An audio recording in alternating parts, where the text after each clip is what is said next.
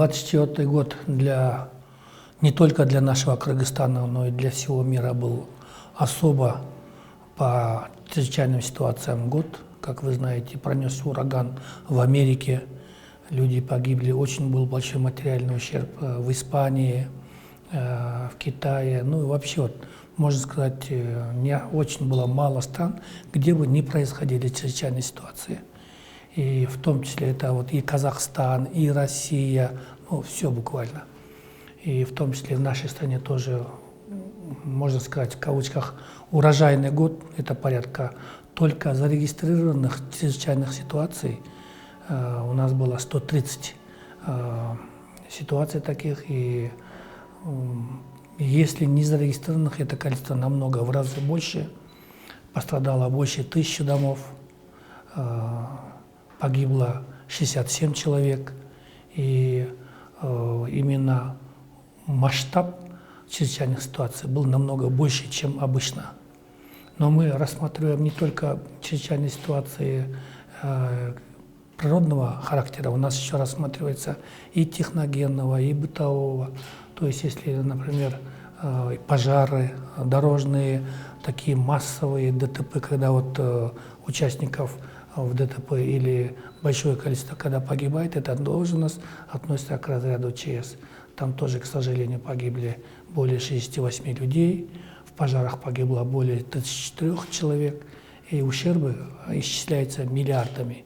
Если, например, во время природного характера чрезвычайных ситуаций ущерб составил более 1 миллиарда 688 миллионов сомов, то ущерб от пожара составил более 1 миллиарда 238 миллионов сомов. И это очень сильно, значительно сказывается на нашей экономике, на повседневной жизни людей. У них полностью нарушается цикл жизни, и практически они лишаются источника дохода. Вот мы до этого отчитывались перед нашим народом, что МЧС приобрело до этого 700 единиц техники. Это все благодаря тому, насколько важным этот сектор понимает наше руководство страны, наш президент Сооронбай Жээнбеков. Его пристальное внимание, его требования именно подготовки заблаговременно ко всяким родам ЧС обязывает нас быть готовым. И если, например, до прошлого года мы закупились порядка в течение 3 лет 700 единиц техники, то в этом году мы закупились 64 единицы техники.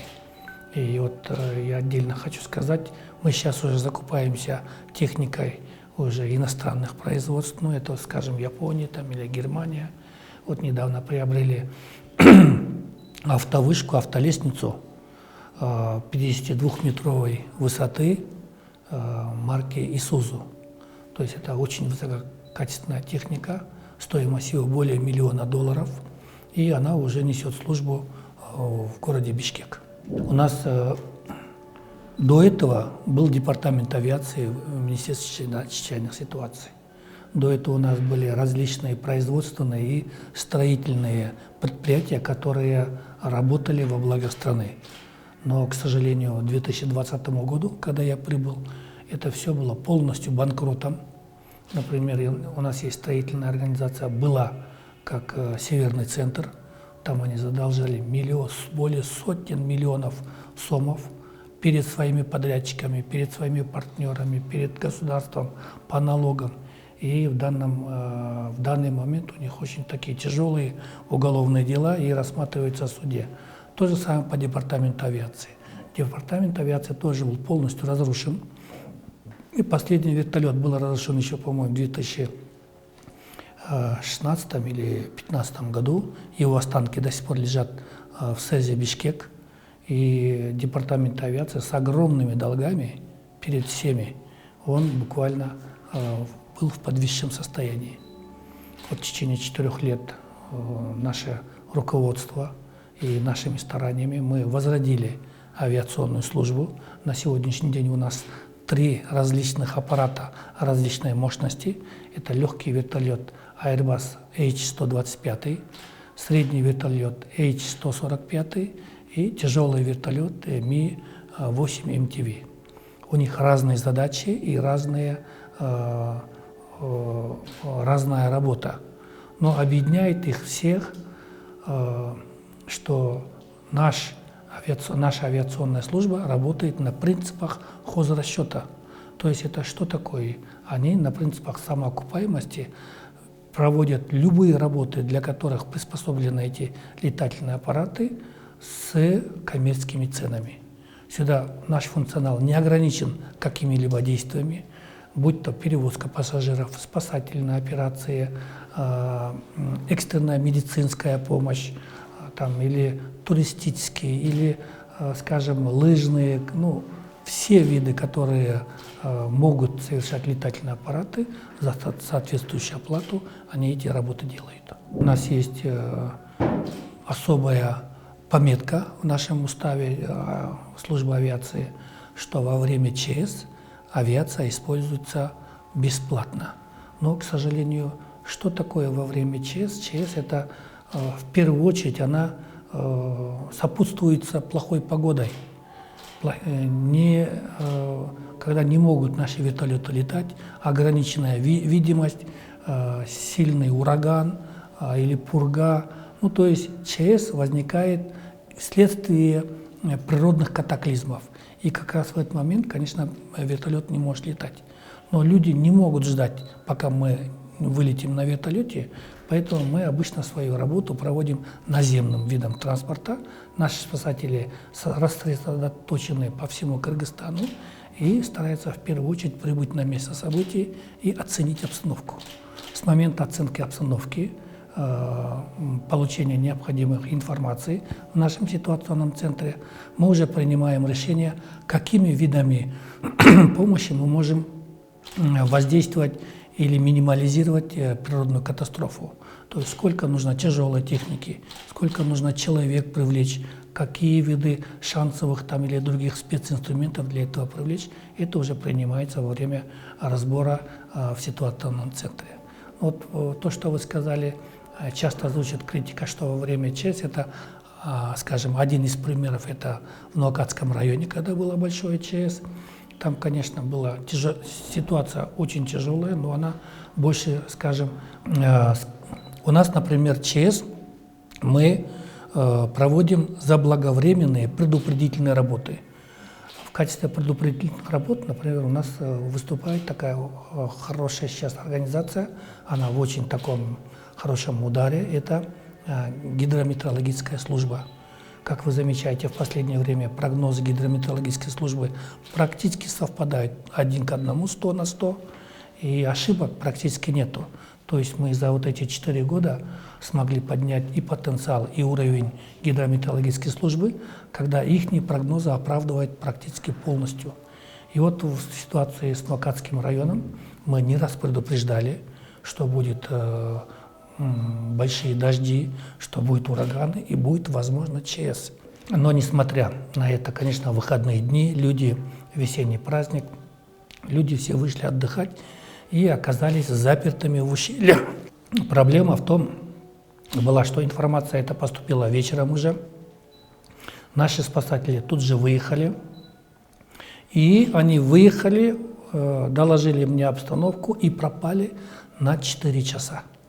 Вообще пропали. В течение 4 часов и всю ночь практически мы не могли от них получить информации. Это в 20:00 наша команда спасателей уже была выстроена возле начала этого ущелья, и эта вся команда тоже пропала из зоны связи.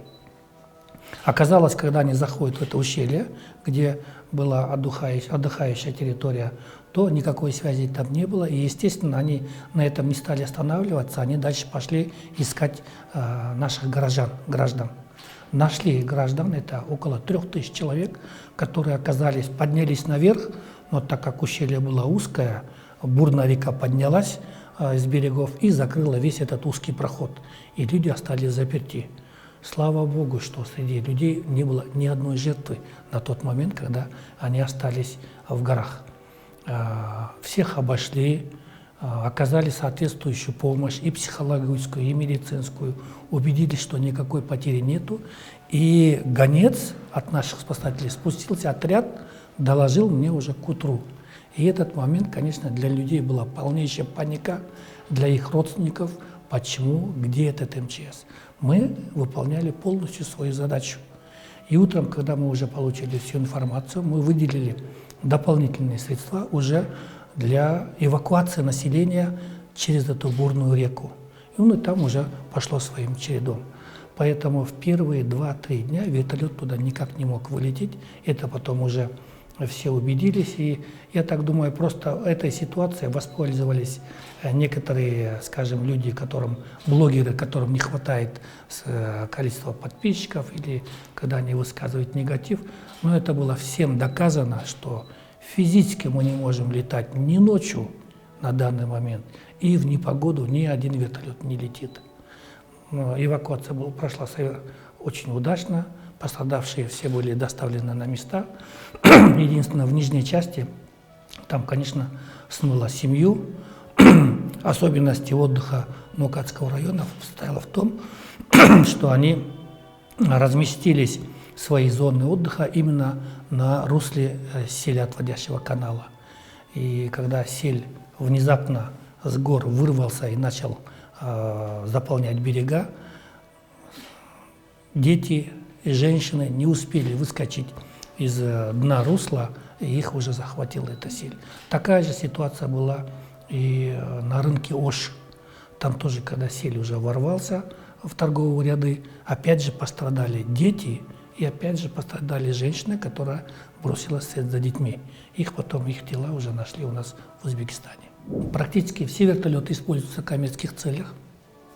Аренда стоит маленького вертолета от $2300 за час до 3400 средний вертолет, и выше уже большой вертолет. Все полеты осуществляются только на коммерческой основе.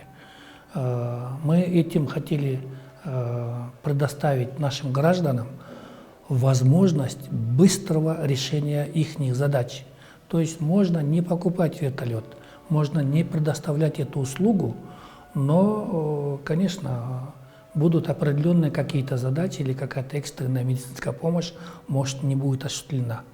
Но наличие вертолета, что человек может из любой точки при благоприятных условиях в течение часа быть доставлен в центр, медицинский центр, я так думаю, это вселяет уверенность и для наших туристов, и для зарубежных туристов. Мы об этом неоднократно говорим.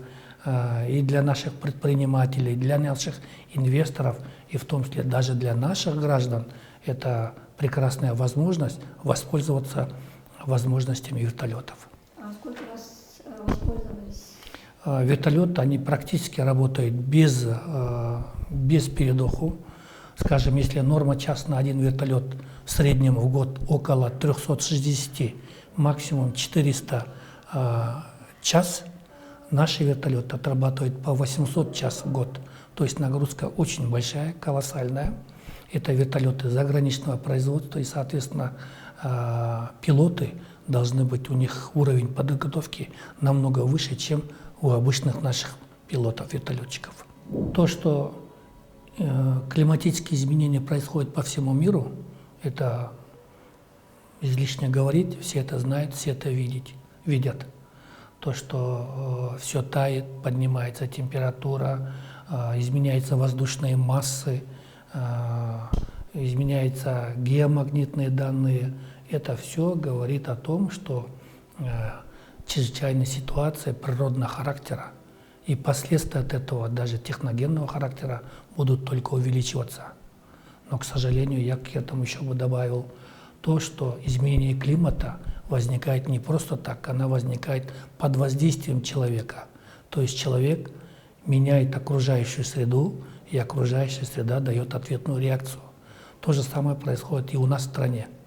Мы тоже воздействуем на окружающую среду негативно, и у нас тоже, естественно, тяжесть и количество чрезвычайных ситуаций намного больше. И я бы тут отдельно сказал бы, у нас такое интересное круговерть получается, когда мы фактически боремся с ветряными мельницами, потому что мы без конца говорим, что сели увеличиваются. Но сели почему увеличиваются? Сели увеличиваются, потому что вода от дождей не впитывается в почву. Она не впитывается, потому что нету корневой системы в горах и на пастбищах, нету зеленой растительности, деревьев и трав. Она полностью у нас все выедается домашним скотом, и населенный пункт, который находится внизу в предгорье, какой-то определенный горный аул, они отправляют свой домашний скот ранней весной, это в апреле, в мае месяце, на горные пастбища, когда еще молодая трава даже не выросла. Вследствие этого происходят первые чрезвычайные ситуации. Это когда происходит джут, называется, когда падеж скота, массовый падеж скота.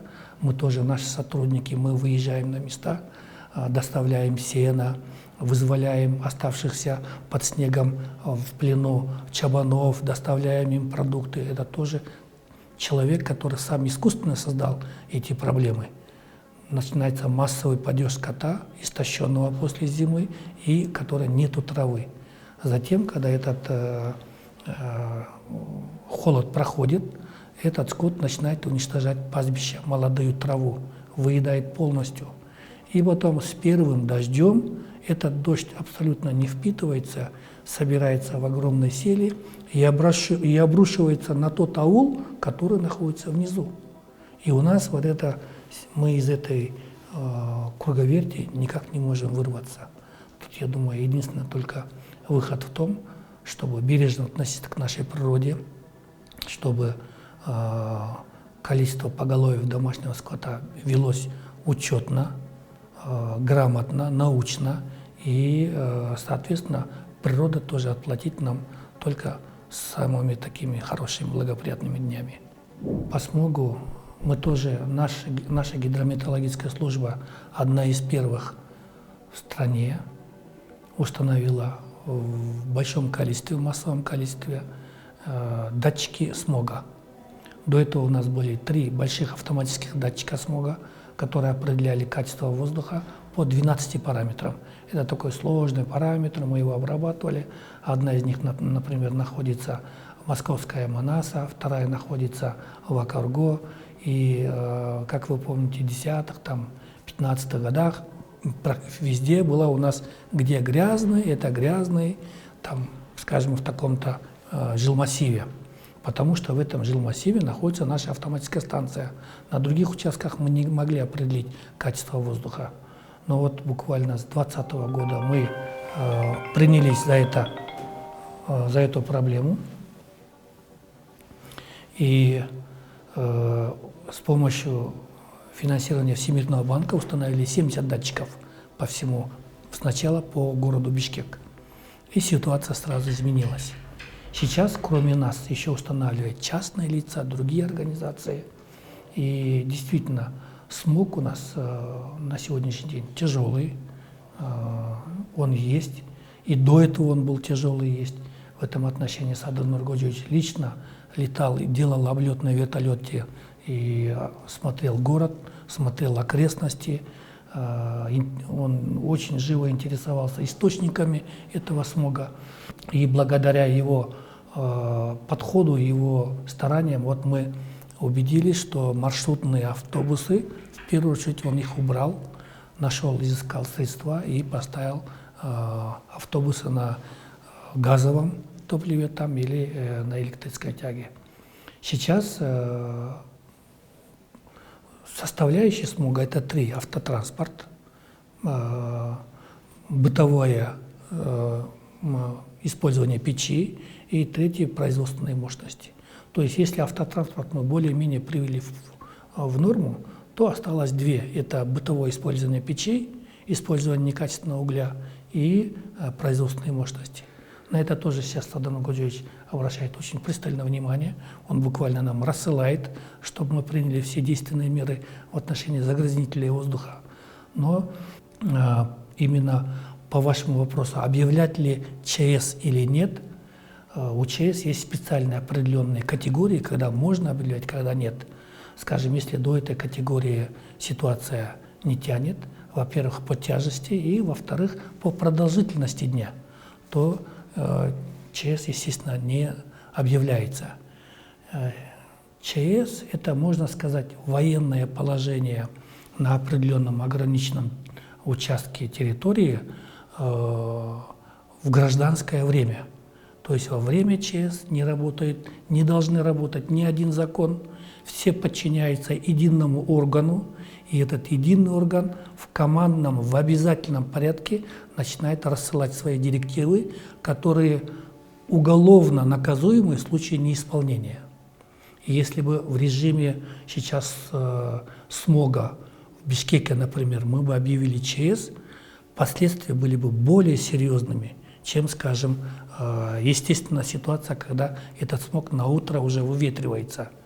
Я думаю, наших гражданских возможностей сейчас предостаточно.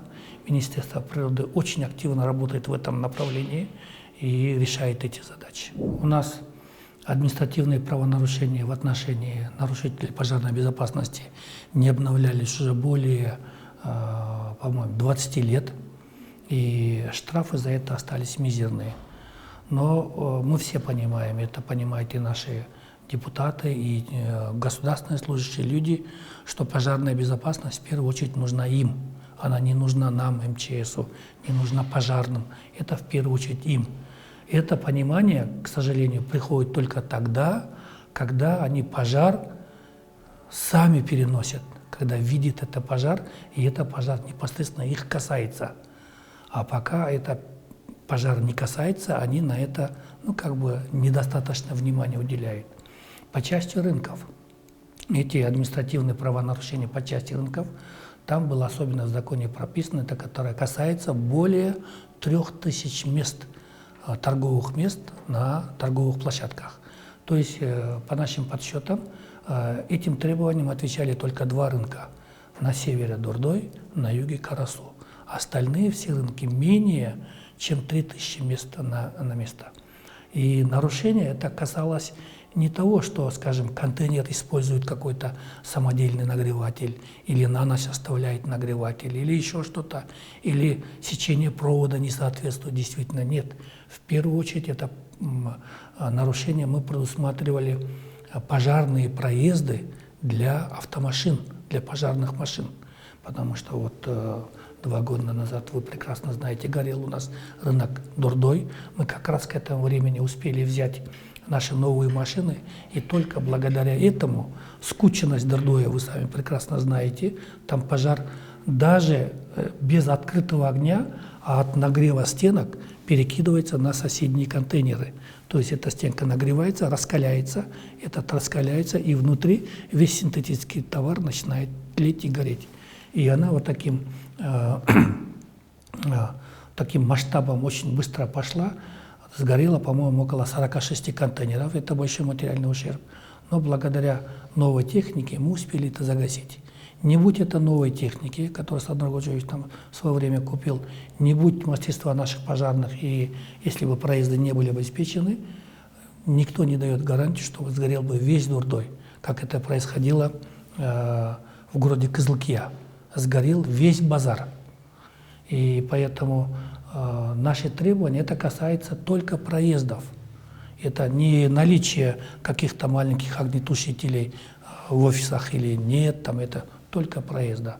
Но мы думаем, в любом случае, с предложениями депутатов мы обязательно примем во внимание, внесем соответствующие изменения, но в обязательном порядке, согласно законодательству, через 6 месяцев мы опять этот закон выдвинем на рассмотрение. Министерство чрезвычайной ситуации отличает от других министерств наличие 2 совершенно разных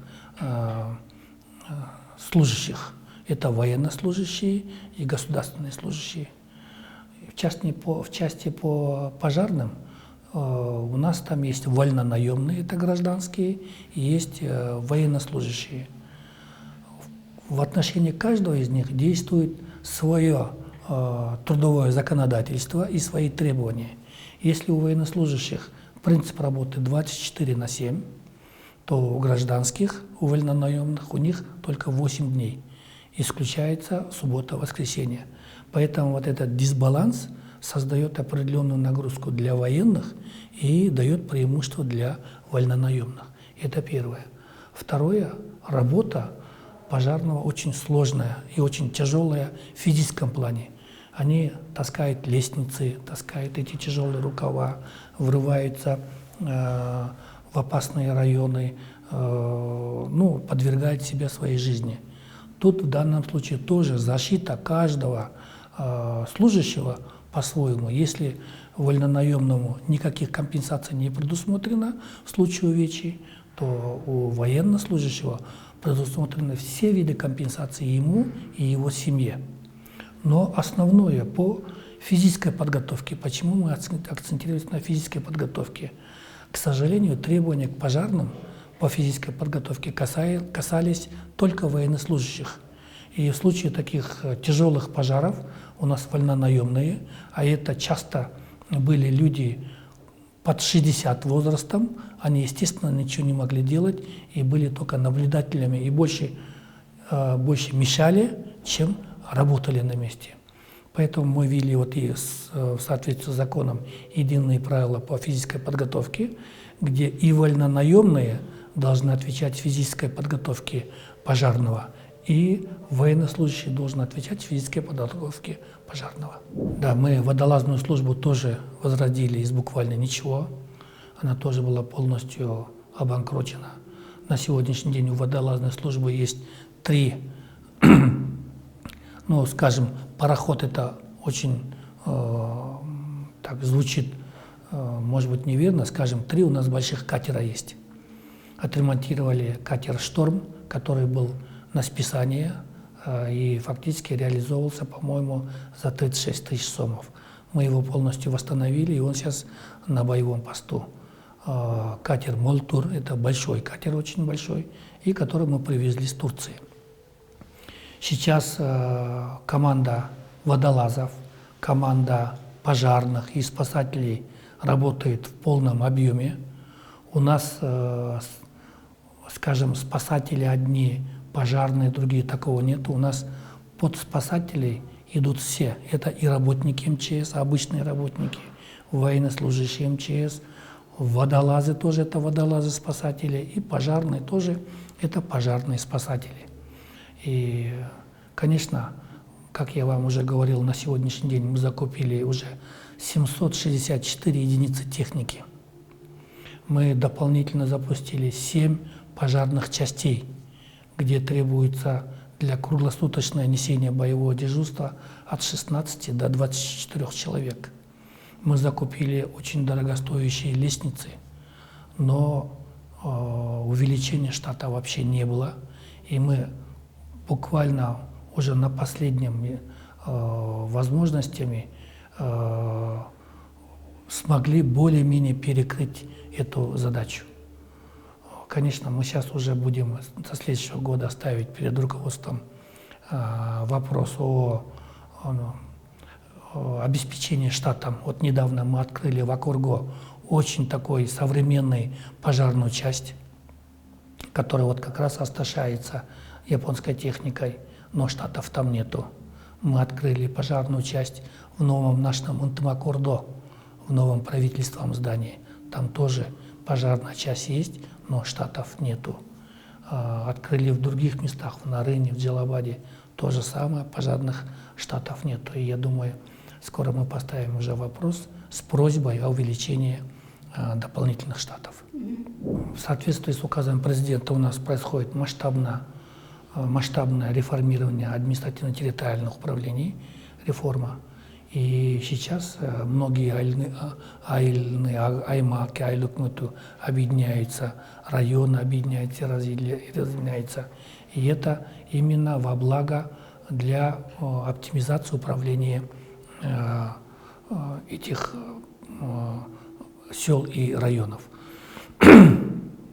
Эта оптимизация полностью касается и нашего министерства. На сегодняшний день у нас 91 действующих пожарных частей по всей республике, но потребность сейчас около 117 пожарных частей.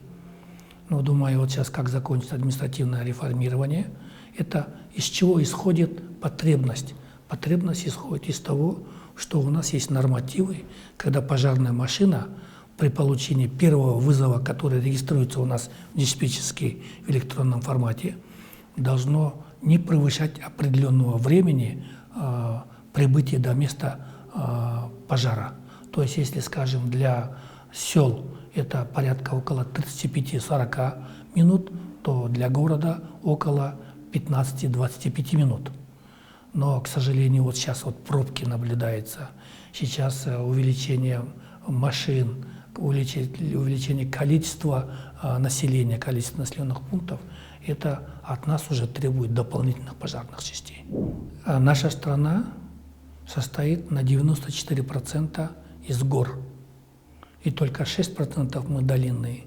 Если бы мы были бы долинной страной, то у нас берегоукрепительные работы как таковой не проводились бы, потому что река течет умеренно, с постоянной скоростью, и приливов или отливов не наблюдается. Там обычно постоянно в одном режиме все идет.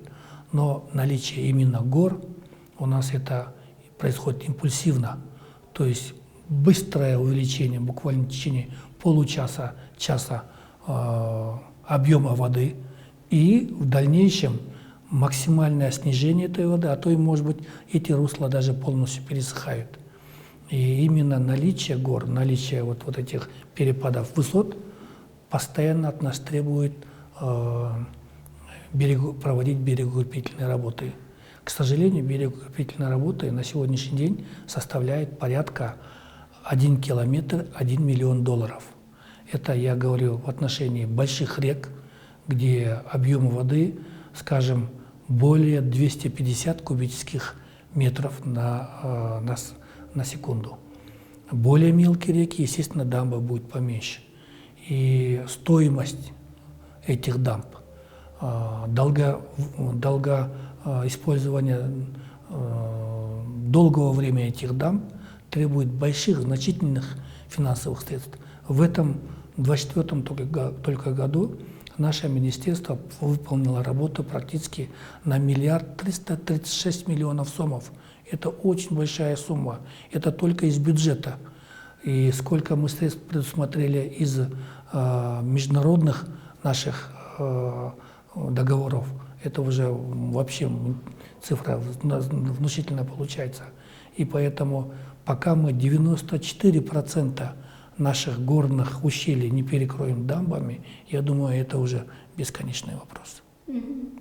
Наши люди привыкли, если мы говорим озеро, то значит это озеро Иссык-Куль, или озеро Сары-Челек, или озеро Сон-Коль. На самом деле наша страна богата озерами, и их у нас более 2000 штук насчитывается, этих озер. Это разные моренные озера, естественные озера, соленые или пресные. И из этих 2000 озер более 100 озер находятся в непосредственной близости от населенных пунктов и представляют большую угрозу. Конечно, есть ряд механизмов, которые позволяют нам регулировать уровень этих озер. Для этого у нас есть мониторинговая служба, мы задействуем и дроны, мы задействуем и наши вертолеты для доставки соответствующих специалистов. В этом отношении нам очень сильно помогает Центр исследований Земли, это институт при МЧС, ЦАИС называет. Их сотрудники, Академии наук, сотрудники принимают активное участие, и мы ведем непрерывную работу за озерами. При работе с международными донорами у нас, вы видите, очень большую активность нашего президента Садыра Нургоджоевича. Это и Европа, и Китай, и Азия, и Россия, и Эмираты. Все страны мира он буквально охватывает. Вот недавно и Южная Корея, и Япония, все. И он придает очень большое значение для работы с международными донорами. Он активно принимал участие в Баку, КОП-29, которое было посвящено теме изменения климата нашей страны. У нас доноры занимают значительную часть в нашей деятельности, и тематика, общемировая тематика наших вкладчиков, это я кого имею в виду, доноров финансируют страны-вкладчики, страны-вкладчики, например, Дания, Португалия, Испания, там, Турция, Швейцария, это страны-вкладчики. И страны-вкладчики через доноров решают те или иные задачи. Сейчас, в связи с требованием времени, у нас задача поставлена об минимализации воздействия климатических условий на жизнь населения. То есть, если в эту программу мы рассматриваем любую нашу работу, мы можем туда любой проект вписать, и в соответствии с этим проектом нам выделяется любая соответствующая сумма. Это очень активно в этом отношении сотрудничает Азиатский банк развития, Всемирный банк, Европейский банк развития. Очень активно сотрудничают такие страны, как Корея, вы знаете, по программе «Койка», или Япония в этом отношении. Ну, то есть нету ни одной страны, которая бы не принимала участие для минимализации ущерба от воздействия климатических изменений. В целом по нашей стране всего хвостохранилищ и остаточных этих опасных веществ это порядка 60 объектов. Из них 33 непосредственно радиоактивных хвостохранилищ, которые остались от наследия Советского Союза. Как вы знаете, наша страна являлась одним из основных поставщиков чистейшего урана для создания мощи Советского Союза. Наш уран практически является основой, которой создавались первые атомные бомбы. И благодаря нашему урану, кыргызскому урану, мы сохранили мир во всем мире. Поэтому у нас урановое месторождение в свое время разрабатывались еще с царских времен, потом активно разрабатывались уже в советский период. И вот последние 32 года мы сейчас уже ликвидируем оставшиеся хвостохранилища. В этом отношении мы полностью задействуем финансовые средства наших зарубежных партнеров. Это основной зарубежный партнер Российская Федерация в лице Росатома. Она в первой фазе выделила нам 2 миллиарда 39 миллионов рублей, которые полностью освоены, и эти объекты закрыты, такие как Чекавтар, частично Майлису и первая фаза Каджисая, например. Сейчас выделилась вторая фаза. Российская Федерация выделяет это 2 миллиарда 141 миллион сомов. Это не просто выделился, это она произошло одобрение в парламента, вышло уже распоряжение правительства о выделении Кыргызстану 2 миллиарда 141 миллион сом. Очень активное участие принимают в этом отношении наши зарубежные партнеры, как Европейский банк развития. И они практически взяли кураторство над малисуйскими нашими хвостохранилищами, где сейчас ведется успешная работа, и думаю, в течение года-полтора мы уже завершим эту работу. И вот как на Курултае на заданный вопрос отвечал уважаемый президент Саадан Нуркожоевич, в наших планах в течение буквально 3-4 лет полностью закрыть проблему хвостохранилищ. Хвостохранилища в первую очередь отпугивают наших туристов. У нас живописнейшие места у нас в Кыргызстане, но табличка, где череп с костями, скрещенными костями, и наличие там радиации отпугивает любого туриста, в том числе даже нашего внутреннего туриста, кыргызстанца. И сейчас, проводя эти работы, мы откроем новые туристические маршруты, которые будут интересны всем туристам нашей страны. Как я уже говорил, 2025 год мы ожидаем, что она будет тяжелее, чем 2024 год, потому что если мы до этого, например, осень и зима для нас были относительно спокойными временами года, то вот осенние дожди, даже зимние дожди нас бесконечно, конечно, удивили, и сейчас уже идут оползни осенние и зимние, что крайне удивительно для нашей страны. Поэтому 2025 год будет никак не легче, Для этого мы готовим свой потенциал, готовим соответствующие нашу нормативную базу, готовим наших спасателей. Мы, кстати, вышли с предложением об увеличении числа наших военнослужащих призывников, которые служат 1 год, потому что, к сожалению, в последнее время, кроме наших прямых обязанностей по ликвидации катастроф природного характера, нас очень часто привлекают для поисковых работ. Очень часто наши люди теряются то на природе, то еще где, то за скотом пошли, то еще куда-то там на прогулку пошли. И в этом деле мы активно помогаем Министерству внутренних дел. Хотя это обязанность, конечно, Министерства внутренних дел. Несмотря на это, наши подготовленные части помогают им в поиске этих людей или их тел, или живых людей. Но, к сожалению, эта наша инициатива не нашла поддержку. И думаем, будем выполнять тем составом, который у нас есть.